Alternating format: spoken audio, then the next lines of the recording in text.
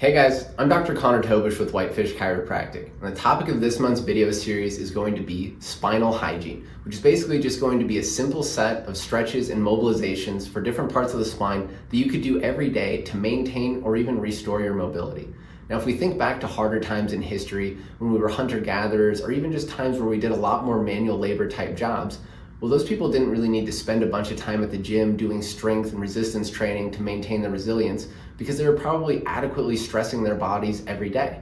They didn't need to spend a ton of time stretching and doing mobility work because they were likely moving the joints and tissues of their body through full ranges of motion almost every day.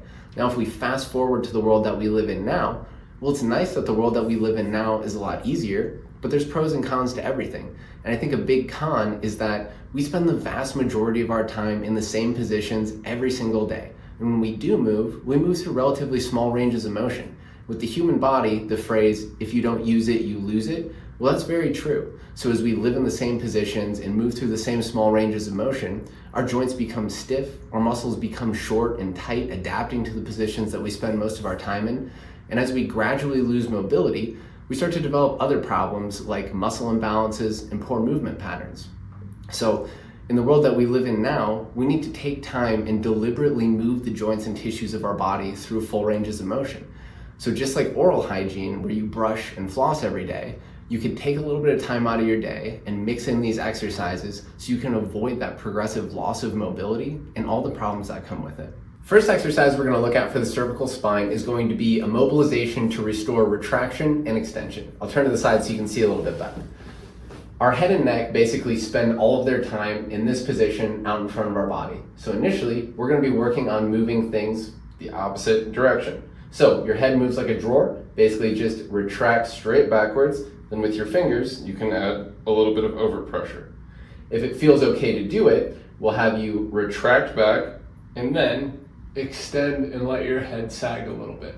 If that feels like a little bit too much or too much of a strain, stick with the retraction mobilization for a little bit and then ease into the other and see if you open up the ability to also allow your neck to extend without too much pain or strain. The next thing we're going to look at is going to be some simple stretching for the muscles in the upper back and the sides of the neck. So initially, you can sit on your hand or hold onto your chair. And then if you look 45 degrees away, then tuck your chin down, you'll feel a stretch through a muscle called the levator scapulae. You can use a little bit of overpressure with this hand. You can spend 8 to 10 seconds in this position just feeling a good stretch.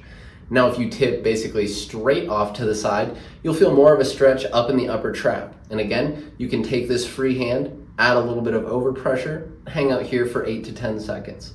One more, if you start to tip back and away a bit, you'll feel tension through the front and outer portion of the neck in these scalene muscles. So again, you can use your free hand to add a little bit of overpressure. You can just spend a little bit of time kind of exploring those different vectors and loosening up all these tissues in the upper back and the neck. Last thing we're going to look at for the cervical spine is going to be a controlled articular rotation, which is just a fancy way of saying we're going to make a big, slow, controlled circle, and we're going to mobilize all the joints and tissues surrounding the cervical spine through a full range of motion.